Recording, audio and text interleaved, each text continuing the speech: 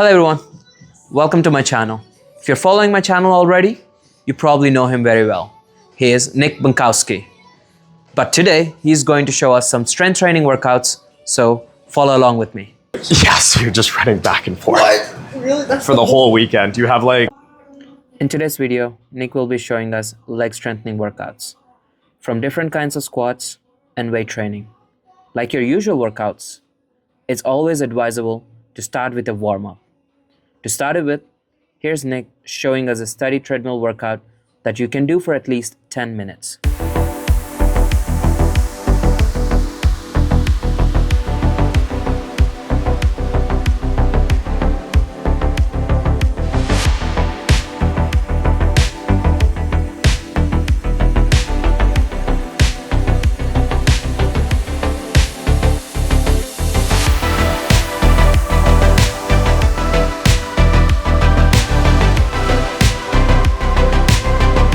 Before you do squatting, you want to have some sort of warm-up, like a good mobility stretching. You got to open up the hips, make sure you're fairly mobile everywhere. I'll do something fairly simple. Usually I'll find a bar, have an open space so I can do just some more just range of motion stuff. So I'm going forwards, backwards, do about like 10 to 12 on each side.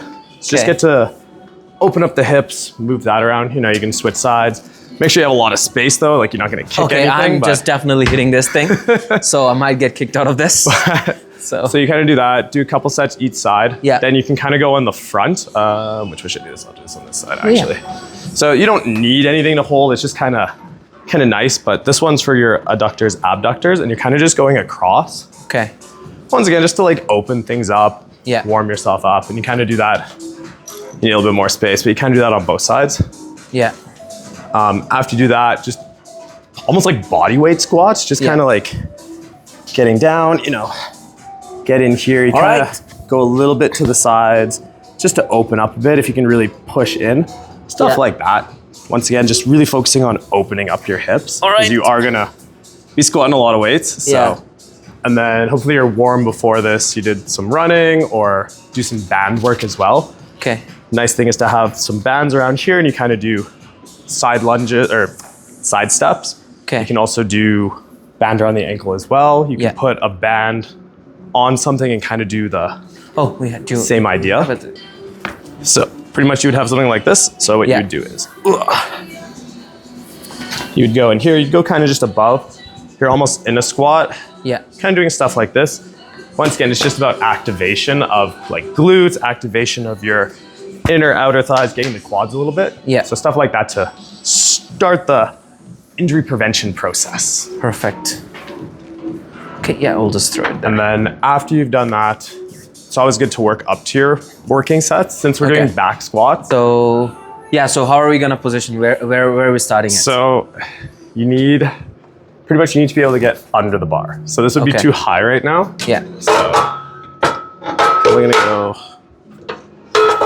in between. It's like this one might be all right. It's a little bit of trial and error first. 1, 6. And then when you do it, you want to make sure that when you get under it, so for me, this is all right. I have enough clearance to go in and out. It's not going to catch on the bar. For you, so can I just try to do this? So it's a little too high for you. It won't so work. You have to go lower for you. So you got to find the right spot for yourself where it's kind of like just below your shoulder height. Let's try to see. It's way too high. That's way too high. So I'm just gonna take this. Let's try to move this one down. That should work. Wait, down? No, it should work. So this should be enough to...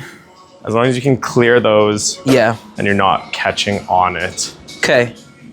But where should I position? So for the squat, so pretty much you want to squeeze your back. Your traps can create like a shelf. And then you rest the bar on there, set up.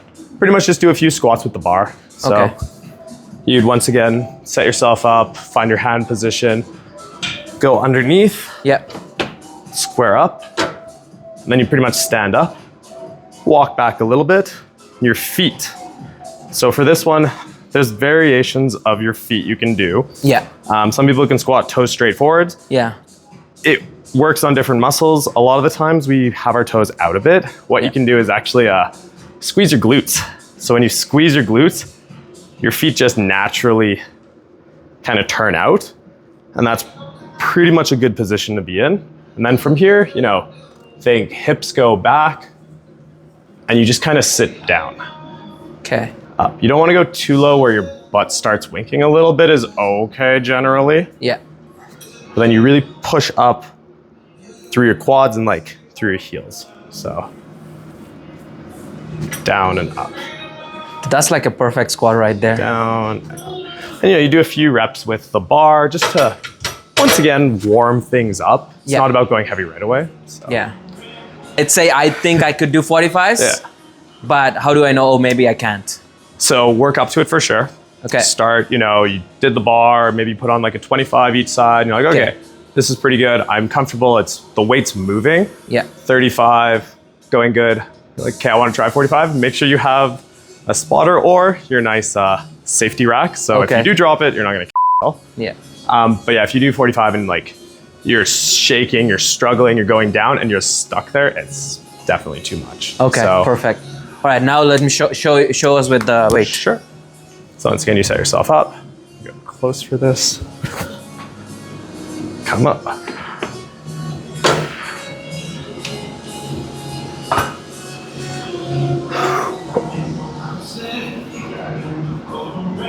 So when you're squatting, it's all about tension. So you want to make sure your core is strong. So you pretty much push your core out as you go down. So you're trying to create abdominal tension so that you have stability. Okay.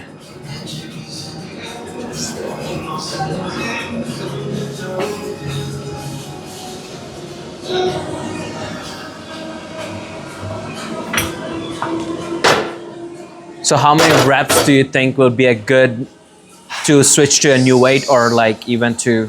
So it depends what you're doing. Okay. So there's many different types. There's hypertrophy, which is like building muscle. There's strength and there's endurance. Okay. Badminton players, you don't need to look huge. It's always nice. You always love to have like the big muscles. Yeah. You do see a lot of badminton players with massive legs. The best I was is like a runner, a so I don't have those. man. Chou Tian Chow has the massive legs, the massive calves. Yeah. For badminton, it's explosive strength and endurance. So endurance is like 10 plus reps. Strength is under 5. Hypertrophy is in between. Okay. You can work with kind of all rep ranges. More strength technically means you can get more endurance because if you can lift a heavier weight for shorter reps, you can lift a lighter weight for more reps. More reps, okay. So, but you need to do everything. You need both sides of the spectrum. So start off with something comfortable. Say you can do a 5x5 of this and you're like, oh, I'm tired, I'm struggling. Yes. Stick with that for a while. Maybe 2 times a week, 3 times a week. After 1-2 weeks, see if you can add another set. Okay. Or the second week, see if you can add 1 more rep for each set.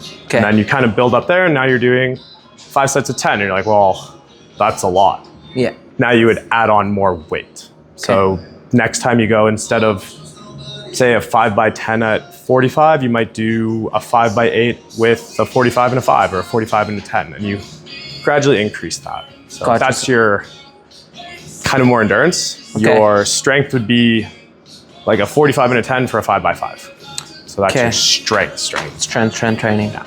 Okay, that sounds good. So what other variation you can show me for the squat? So you can do pause squats, which are good for kind of that, not explosive per se, but pushing yourself out of the hole. So for that, you would pretty much. So same as like the back squat. Same as a back squat. Yeah. Set yourself up. Yeah. You go down and like you hold it. Maybe 1, 2, 3, and then you have to push yourself out. You can hold it for a little longer if you want. Okay. 1, 2, 3, 4, 5, and then you push yourself out. So there's those.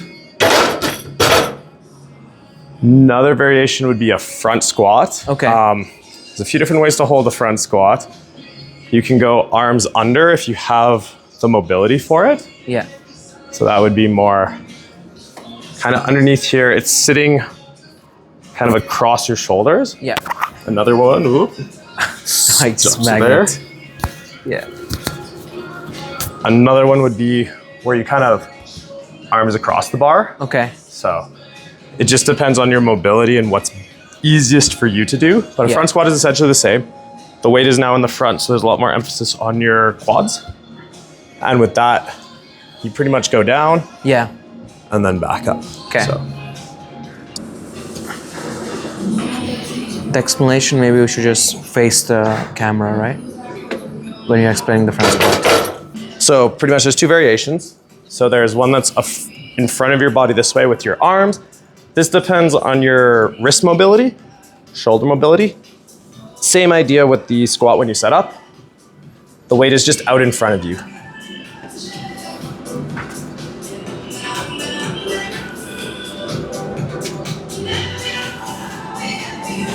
So it's very important that it's sitting on your shoulders and in your fingers.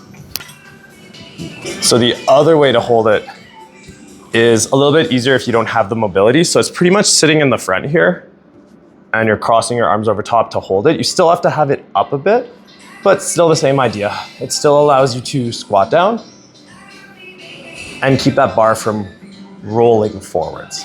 Wide, it's a little bit awkward. Too close, you're too narrow. Since you are doing lunges, I tend to go a little bit wider, just it's a little more comfortable. But same idea, I'm set up. Yeah. I walk it back. Now for this one, you step forwards, go down, come back up. Step forwards, go down, come back up. Making sure your toes pretty much pointing forwards and your knees not going over your toe. Yeah, I was gonna ask like how to know how long I'm just lunging in for. Pretty much I would lunge down and then go back up. Okay. Holding them, you can hold them, but I haven't noticed a major benefit from it. There probably is, but. So you can do stationary lunges like this. Yeah. Or if you have a nice open space. There. You can pretty much do walking lunges. So you're down, up, down, up, down, up. You do need a space for that one though, so hopefully there's nobody in the way. That's perfect. There.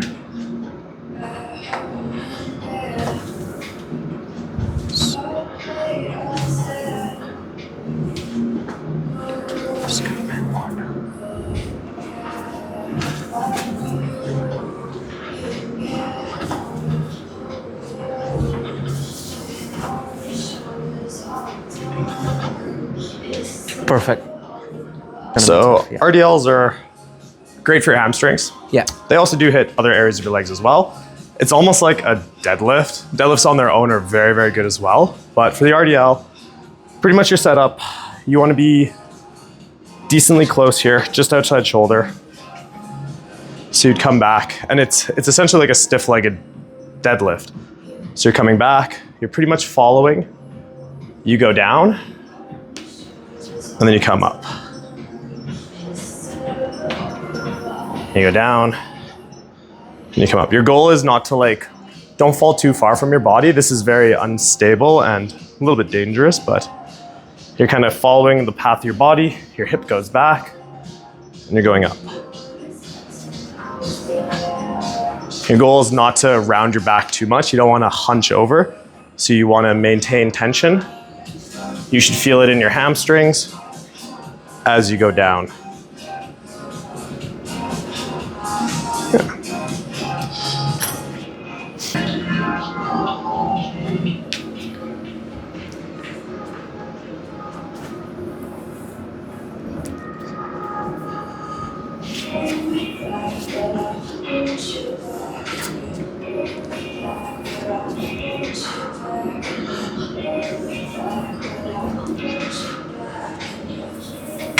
And then, just for completeness sake, deadlifts as well. Yeah. Once again, I have squat shoes on. I wouldn't do this with squat shoes, but actually you definitely don't want squat shoes on for these ones. You don't want an elevated heel for deadlifts, you would like something very flat on. This bar is moving around. So Right. you would, if you have access in your gym to do that barefoot, you would do that barefoot. Else, I know, shoes are okay. You don't want anything too spongy. Spongy is not good. Oh, But- yes. I'll get you another 10. That's okay. It's usually... So you can also land it, so... No, it should be good. Yeah. So pretty much you set yourself up, just shoulder width apart. There's sumo and there's conventional. Huge controversy, which one's better, which one's this and that. As long as you're doing one, you should be fine. So ideally you can go double overhand grip. You set yourself up, bar is in front of you, and what you do is you're actually pushing up and standing up. You're not pulling with your arms or your shoulders. Your arms are just like hooks. So from here, once again, forwards, I'm pretty much standing up, Okay. and then I'm lowering down, keeping the bar close to my body. And then same thing, I stand up, Yeah. and then I lower down. Up.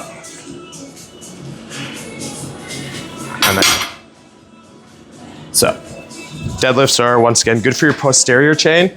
So the back side of your body, they do get a little bit of everything, but it's very good for that posterior chain, which you need. If you did your front, you have to do the back as well. Perfect. Nick, so I know you showed me like the barbell workouts. Let's say I don't have an access to barbell or someone's using it. Yeah. So what are my other bets to do the leg workouts? Dumbbells. Dumbbells are really, really good. They're also great for like, not just lateral work, but unilateral work. So working one side over the other. A lot more upper body, but legs, it still works too. There's a lot of variations for pretty much the same things actually. Nice. Okay. Let's go. What I want to see what we can do with the dumbbells here. First one is for pretty much a squat. So it's called a goblin squat. Yeah. Okay. And if you have something like a bar or a bench or something, it's really good to put it on. But pretty much what you're gonna do is you can hold a dumbbell pretty much in your hands here around it. So you have good stability. This is like a front squat. Yeah. You open out and then you're going pretty much up and down. So these are really good. So there's that. Now, if you can, what you can do as well, you can kind of do up here. You can still do a, definitely a variation of a squat. This one, you're a lot more limited if you can't carry heavy weight over your shoulders. Yeah. You can do a lot of stuff with lunges though. Okay. So dumbbells, they're just on the side. Once again, you're just stepping forwards.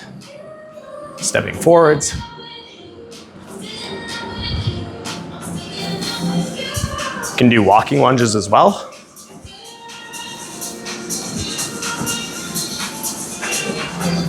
So lots of great stuff with that, but you are limited by how much you can carry. Yes. That's the downside. Another good one is kind of RDLs as well. Oh, yes. You can do those with 2 dumbbells. The same kind of idea. You're here, you're kind of going down and up. These tend to track a lot nicer. So you can do this. So, Bulgarian split squats. Yeah. One of the best ones for isolating a single leg. I find the easiest way to set yourself up is, I'm gonna find a good spot on this bench. Find one that is flat. You don't wanna be putting it in there. Pretty much you sit, your legs go out, whatever leg is working, pretty much I'm there. I would stand up on that. Yeah. My other foot goes back. And now I have the correct position that I want to go down. Okay. So I would pick them up. I go up, down.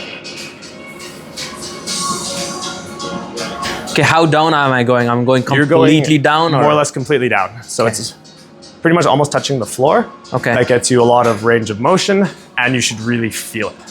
When you want to switch, pretty much you step, you find the bench. Yeah. And then you go down the other side. Okay, it's perfect. All right, that's perfect. Okay. And what if I can't carry 2 weights in? So same deal, you set yourself up. If you can only hold one, since this foot is in front, I'm pretty much on my opposite hand, so I'm very balanced now. And I'm going up and down. Perfect. Yeah. The other one, calves. Once again, badminton is a lot of explosive movement, so you're always using your calf muscles. Although they're not maybe big, they can be strong. Yes. So size doesn't mean everything. Barbell, you can definitely do calves on this. So once again, you just set yourself up like it's a squat. You come back, and you're just going up. If you can, at the very top, you more or less squeeze and hold for a second. So doing that. Ideally, you do want a full range of motion. So that's where you have kind of the seated calf machines where like it can go down and then up, down and then up. That's hard to do with a barbell itself. Okay. Stability dangerous. So seated calf is the best. You can also do dumbbell stuff. Okay. If you kind of have bench, put 2 dumbbells, and you can essentially do the equivalent of that if you don't have access to a barbell. So it's pretty much just the dumbbells are on top of your legs and you're pushing up. But for the full range of motion, that seated calf machine can't beat it. So you can also do it on the leg press machine. Stretching, you want to make sure you're doing a lot of different things for your recovery. Stretching is great, rolling is really good, and if you have a massage gun, that's great as well to help with any of the deep tissue stuff that you can't get with stretching. Normal stretches are always a safe bet. So, you know, you do your normal stuff, you do your simple ones, you do these, you do these. You would do your other stuff, so getting in around here, stuff like that on both sides. You could do your butterflies. So once again, getting really in, getting low down. One that I really, really like though, is pretty much here, you put your leg underneath you, and then you get down and you get as low as you can to the ground. So pretty much you're out here. You should feel this kind of in your back here. If you don't, you would actually kind of lean out to the side a little bit, and you get a really good stretch pretty much back in this lower leg area here. You might feel a little bit in your glutes as well. So that's a really good one to sit in. Another one, if you have a friend for this one, that would be great. So you can help me for this. Okay. You would go back and then you would push on my leg. Okay. Pretty much you'd push back and then it's like, oh, I feel that. So I'd say stay there. You can hold that for a couple seconds and then you can push more. And then you kind of push more backwards until you feel it and then you'd hold it there. And you'd do that for both sides. So that's a good one. Okay. From this position as well, what you can do is you can kind of let it fall to the side. Your goal is not to let your shoulder come off the ground. So you might get to here and you're like, oh, I can't go further. You leave it there for a few seconds and you'll notice it just kind of drops down. A few more seconds. And then eventually it's like touching the floor. So this is really good for, once again, hips, all of this stuff here. Also gets a little bit of lower back in too, but stuff like that. And you would do that for both sides.